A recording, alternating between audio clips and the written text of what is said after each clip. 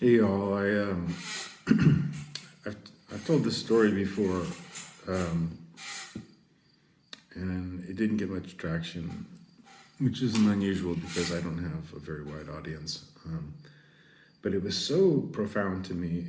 I know it was 2014. I was living in Grenoble, France, and I was listening to. I don't watch TV. I haven't watched TV for decades. But I was listening to. I was really into the Moth Radio Hour, and it may have been on that. I don't know, and I don't want to get into the details of it, anyways, because I don't want the poor woman who was the subject of the story to be more harassed than she already was. God, 12 years ago now? Was it 2014? But so I was doing my dishes there in my apartment in Grenoble, and there was a woman who had been in the tube bombing in London. Okay, she had been there, and then she had also been present at another terrorist attack, and so she'd been victimized twice in a horrific way, and extremely unlucky, right, to be at both attacks, but very lucky to have survived them. Well, I heard her. She was being interviewed by it could have been NPR, BBC. I don't know. You know, it was something I was just streaming on my computer, and the thing that blew my fucking mind was that this woman who had survived two horrible terrorist attacks where many people had died, she had survived. And you would think, wow, she deserves a medal or something. I don't know. But what happened to her was that conspiracy theorists attacked her vehemently. They doxed her, they found out where she lived, you're in on it, so and so, her life, she was threatened with being murdered and worse so many times that she and her family had to flee and move to France from London, I believe. And at the time, I couldn't wrap my head around how cruel these conspiracists were, or even that there were these things called conspiracists. I was befuddled. I was gobsmacked. I was, I had heard of Flat Earth Society. I'd heard of other, moronic kind of. I thought it was a joke. I always thought that, that they were just like Bigfoot or something, like they're pretending because it's fun. Pretending stuff is fun. Not knowing that my first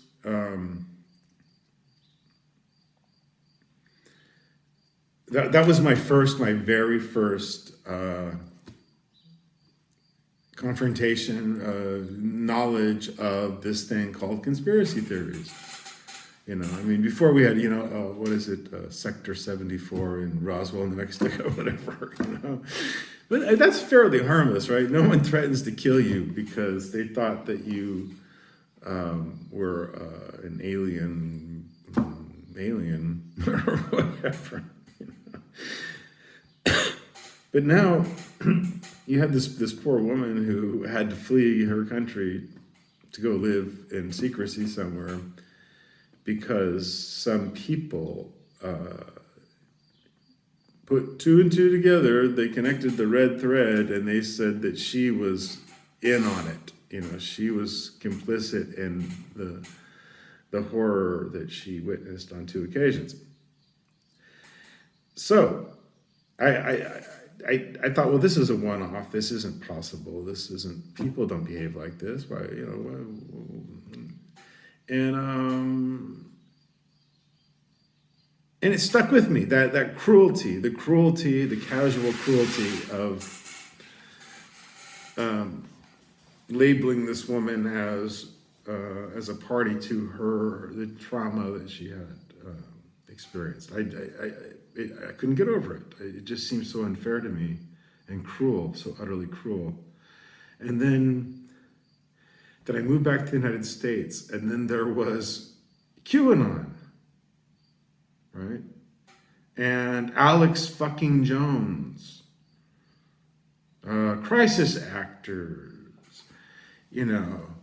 and my blood, that shit makes my fucking blood boil, the cruelty, the wanton fucking cruelty of people who've already been victimized horrifically, and to just fuck with them psychically, financially, dox them. It's a symptom of something larger and more sinister than I can wrap my head around. I know the ease of disbursement of bullshit, right? Because of the internet, right? But there's also apparently something in the human animal that is quite cruel, right? And it's very easy to be cruel to somebody who is not your neighbor, who's not living in the tribe of 50, the ideal number of, right? But even then, I guarantee you, they're like, in the tribe of 50, you know what that bitch did? She done fucked my husband last night or whatever. Maybe she did fuck her husband. Who cares? Have it out. Duke it out. Right? Have a cat fight. But the conspiracy stuff is so dangerous. It's so corrosive. And there's seemingly no way to stop it.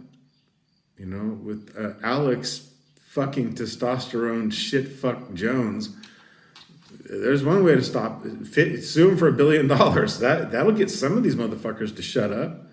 But then you got, First Amendment rights of free speech. Yeah, you don't have the right to endanger people's lives with your, while you're selling manly vitamin supplements to, you don't have the right to endanger people's lives, especially victims whose fucking 5-year-olds, 6-year-olds got murdered. You fucking piece of shit, Alex Jones, man. If I ever fucking see you, dude, you'll be taking a supplement of my boot up your fucking ass, dude. Anyways, that was a big eye-opener for me, that the whole conspiracy thing. And it seems, after Marjorie fucking Caveman Jones and Boebert and, some of these other fucking sickwad fucking shitbags, after they've kind of like, well, geez, maybe we are not getting invited out to no barbecues no more. Maybe we need to stop with that fucking unnecessary cruelty and just disgusting behavior. So hopefully that conspiracy shit has fucking died down a little bit. It seems to have. Maybe it was just, maybe it was just 10 years of insanity that sold, I don't know, advertising, sold something, got people to go to rallies, got,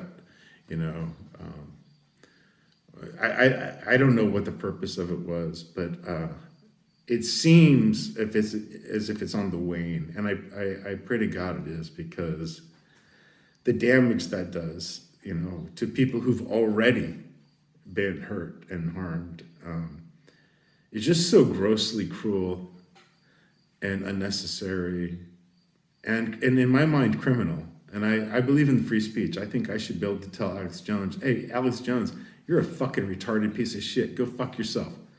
I'm not telling people, oh, hey, go kill Alex Jones, right? I'm not. If I meet him, I'll give him a suppository for free. And it'll make him very much manlier. Love y'all.